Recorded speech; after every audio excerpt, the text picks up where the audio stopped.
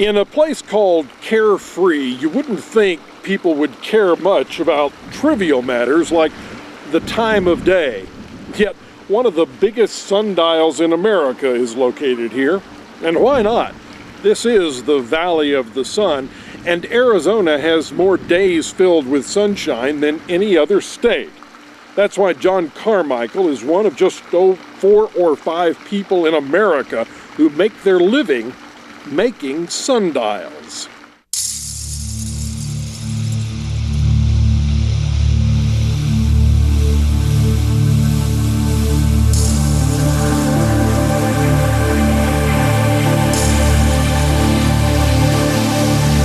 I think you need to be half scientist, half artist.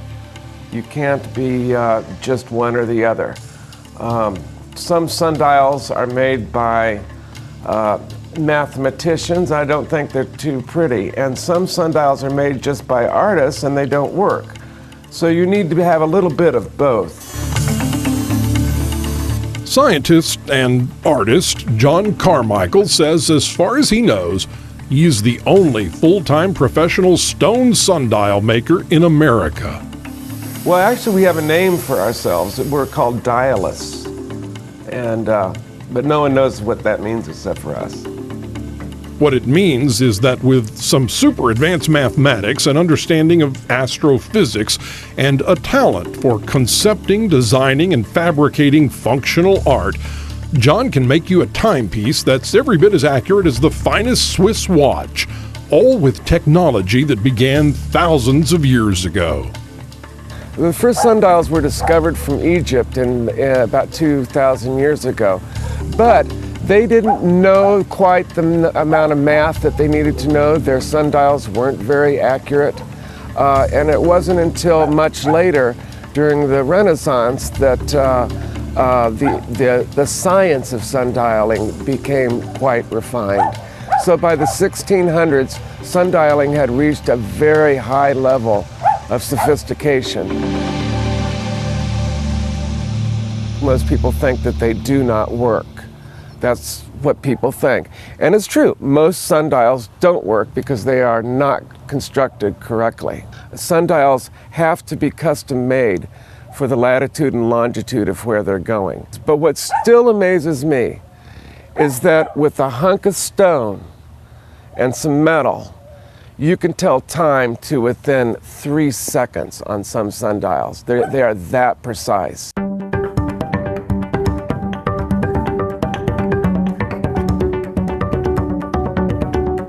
The math is done on a computer now, but when John started, he worked out things like spherical trigonometry equations with pencil and paper.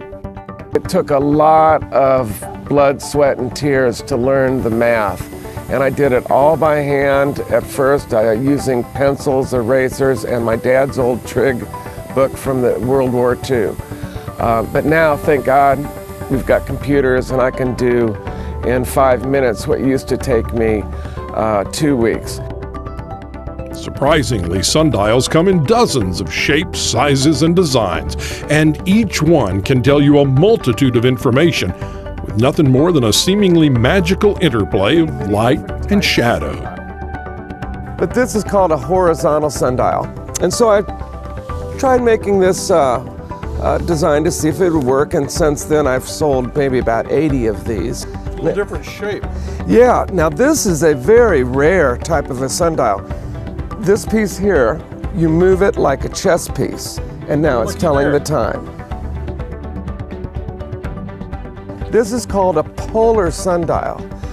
And the reason it's called a polar sundial is because the sundial face is parallel to the polar axis of the Earth. Talk about embarrassments, but I keep this here just to show people the difference between a good sundial and a bad sundial. And these are sold all over the world. But this is a typical piece of, I call them garden art because they don't even qualify as sundials. Think a sundial couldn't possibly work indoors? Think again. You can see over here the shadow cast by a piece of metal outside, and here's the shadow. And it says it's approximately 11:30-ish, right? Right, almost 11:30. And it is. Yeah, it sure is. John's sundials have cast shadows all over the Valley of the Sun. In the town of Sayurita, Arizona, a giant John Carmichael sundial is the center of the town center. And on a sidewalk at the University of Arizona, you will find John's most complex masterpiece. Well, this sundial is real special and very close to my heart. It's special for a lot of reasons. First of all, it's the largest single-piece stone sundial in the United States. It's the largest stone sundial I've ever done. But besides that, it does 21 different things. This sundial is called a heliochronometer. This is some major mathematics that you're getting into. Yeah, well, it's major, all right. This was a lot of work, a lot of math went into this. Every single line required a calculation. In fact, I did this pretty long ago. I did this back in 2001, and this before I started using a computer. So wow. This was all done by hand and trig book and pencils. It's my life, it's my love, yeah. I feel very fortunate that my hobby and what I love to do is also my business. If you don't love what you're doing, you won't do a good job at it.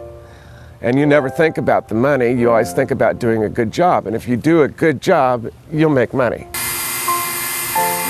It could be the ultimate expression of functional art, an astronomical calculator that can reveal the time, the month, the season, even the phase of the moon. Modern technology has all but made this knowledge of construction a lost art. But for John Carmichael, it's a daily obsession, a business, and a way for him to leave something behind for the ages. It's going to be there long after I am, yeah. Yeah, I do think about that. It's nice to leave something nice on this planet when you leave, I think.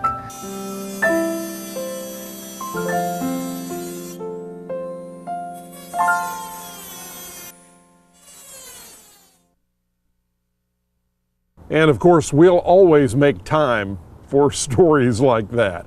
We'll be right back.